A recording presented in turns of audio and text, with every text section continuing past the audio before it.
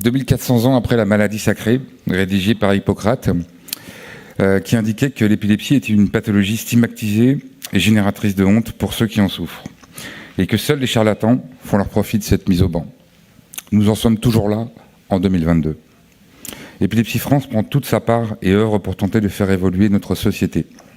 Le regard porté sur les patients et la maladie pour que les personnes puissent vivre avec l'épilepsie et affronter avec force et le regard biaisé sur eux. Le premier sommet national avait permis de lister un certain nombre de difficultés du quotidien des personnes souffrant d'épilepsie et de celles et de leurs proches.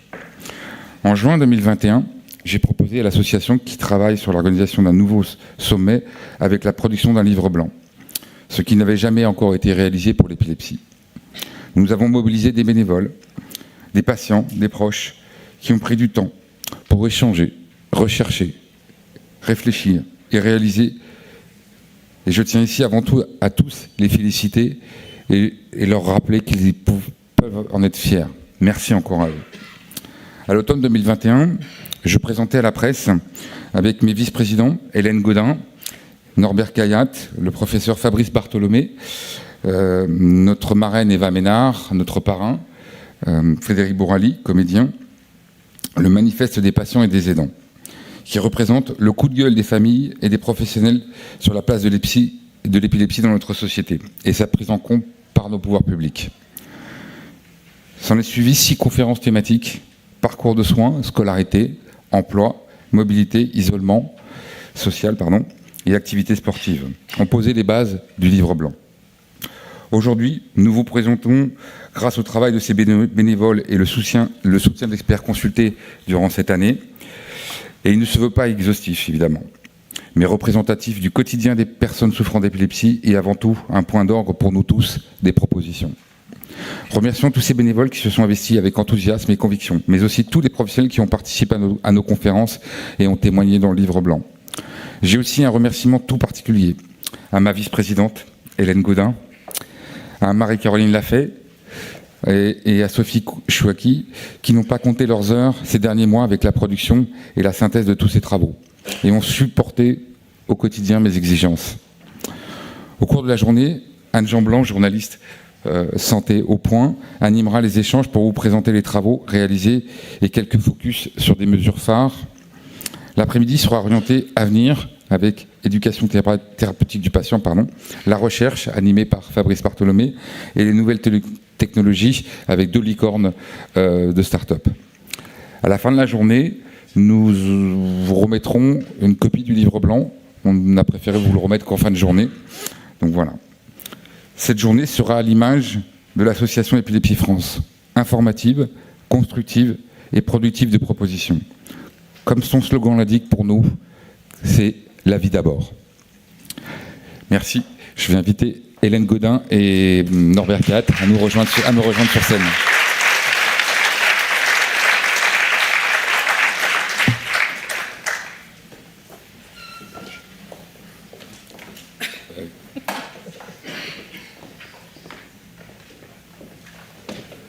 Donc, Hélène Gaudin est la vice-présidente au titre des patients et des familles au sein du conseil d'administration de l'association Épilepsie France, et le docteur Norbert Kayat, qui est à la TEP, il est au titre des professionnels, puisque la particularité de l'association, c'est d'avoir un tiers de sièges de nos conseils d'administration qui sont représentés par des professionnels de l'épilepsie et les 2 tiers par des familles ou des patients.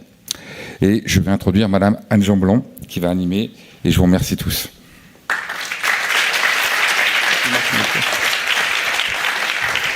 Bonjour, je suis ravie de vous retrouver aujourd'hui. L'épilepsie est un domaine que je connais un petit peu puisque j'avais animé une table ronde à Nice, Neuroplanète, avec Fabrice Bartholomé en début d'année. Comme vous l'avez vu, on a pris un petit peu de retard, donc on a des temps qui sont assez contraints. Je demande à tous les intervenants d'avoir la gentillesse de respecter les temps de parole que nous avons définis précédemment. Et je vais commencer à poser la même question aux 3 intervenants. Hélène, pour commencer, qu'attendez-vous de ce 2e sommet ? Oui, ça marche. Qu'est-ce qu'on attend ? Le sommet est synonyme d'espoir. Nous portons la voix des patients et des familles. Je pense que, je vais peut-être choquer, mais il est temps que la honte change de camp. Et nous voulons faire la promesse, en tout cas, que les choses vont changer. On n'a pas le droit de laisser l'épilepsie sur le bas-côté. Et du coup, surtout pour toutes les conséquences qu'elle engendre. Donc nous faisons cette promesse aujourd'hui. Nous espérons que les choses vont changer. En tout cas, on œuvre et on fait tout ce qu'on peut pour que les choses changent. Merci beaucoup. Norbert, c'est aussi un combat pour les professionnels de santé, j'imagine, cette journée. Ah oui, tout à fait. C'est vraiment un combat pour les professionnels de santé que je suis, où on gère l'épilepsie de façon quotidienne. Moi, j'entends beaucoup de choses. J'attends énormément de choses. J'attends des éléments concrets. J'attends une prise en charge globale de l'épilepsie. Comme vous savez, il y a 40 000 patients par an nouveaux épileptiques. Si on fait le calcul, qu'on divise par 365 jours ou par 24 heures, ça fait un nouveau patient toutes les 15 minutes. Le sommet dure 8h30, donc ça fait 26 nouveaux patients à la fin du sommet. 26 nouveaux patients, 26 EEG, 26 ERM, 26 nouvelles consultations avec un médecin spécialisé, 26 avec moins de réussite scolaire, professionnelle, 26 avec moins de vie sociale, 26 avec moins de vie en couple, 26 avec des difficultés de la vie quotidienne, avec un accès compliqué au crédit, avec une grande stigmatisation, ce que j'appelle 26 avec la double peine et le parcours du combattant. Hélène, vous voulez ajouter quelque chose? Oui, absolument. Je suis désolée, j'ai besoin de mes fiches parce que je ne me donnais pas le droit d'oublier quoi que ce soit. Donc Norbert, toi tu es soignant, moi je suis parent, et en fait on a une chose en commun, c'est qu'on souhaite le meilleur pour les patients. Alors oui, on sait, 650 000 patients, 40 000 nouveaux cas par an, en fait des patients qui sont diagnostiqués, on pense qu'il y en a beaucoup plus, dont la moitié sont des enfants. Alors en tant qu'écoutante, j'entends régulièrement des témoignages bouleversants. J'entends leur histoire qui me parle aussi, puisque je suis concernée. Je crois pouvoir dire que dès que l'épilepsie entre dans les foyers, après avoir accusé le coup, c'est un véritable parcours du combattant qui s'offre à eux. D'abord pour bénéficier d'une prise en charge digne de ce nom. Les délais, on le sait, sont de plus en plus longs et les médecins n'y peuvent rien, ils sont navrés de ça. J'entends des parents épuisés parce qu'ils doivent toujours justifier de la lenteur, de la fatigue et de tous ces troubles imbuvables, il faut bien le dire, qui viennent mettre fin à l'idée que les parents se font d'un enfant parfait.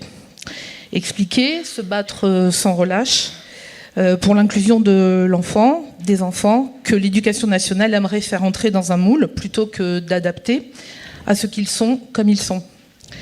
Et lorsque le circuit ordinaire n'est plus possible, certains doivent puiser des énergies insoupçonnables pour les faire intégrer quelque part.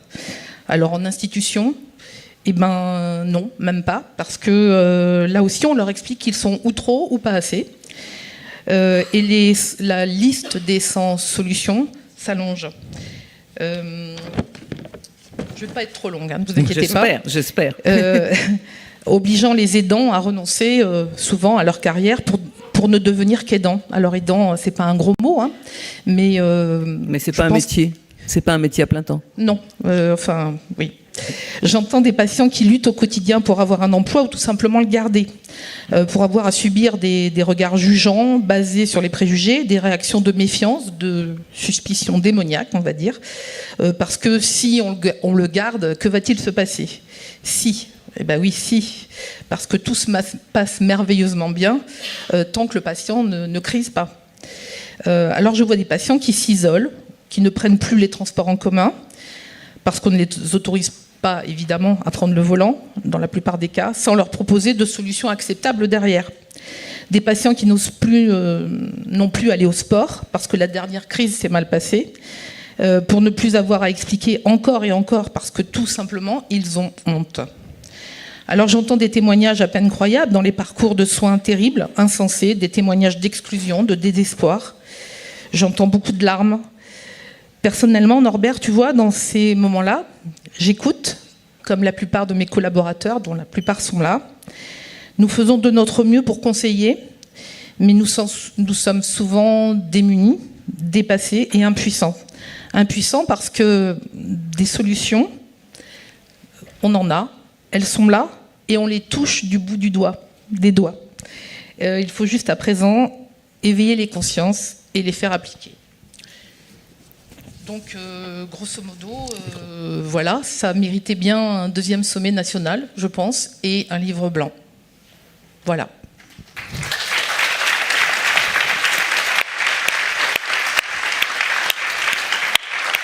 Norbert, vous voulez rajouter un petit mot ? Bien sûr que je te remercie, Hélène, par rapport à ça. Bien sûr que nous, en tant que professionnels, on revient à ce que j'ai dit auparavant.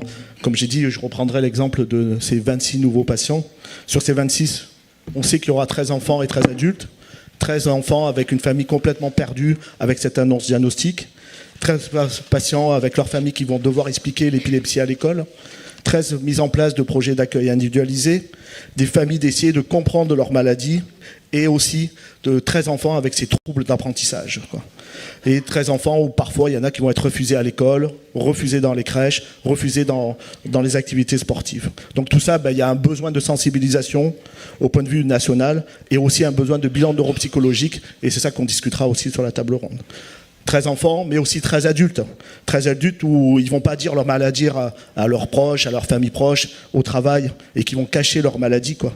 13 adultes où leur vie quotidienne va être complètement changée, que ce soit l'accès au permis, l'accès au monde du travail, ou d'autres, et leur projet de vie va changer, quoi. Et il y a vraiment un besoin de sensibilisation. Sur ces 26 patients, on le sait, il y en aura 8 qui seront pharmacorésistants, et 18 non pharmacorésistants. Sur les 18 qui sont non pharmacorésistants, il y aura besoin de suivi, il y aura besoin d'EEG, il y aura besoin de consultation. Il faudra qu'ils vivent avec leurs effets secondaires liés au traitement. Il y aura des troubles cognitifs liés à la maladie.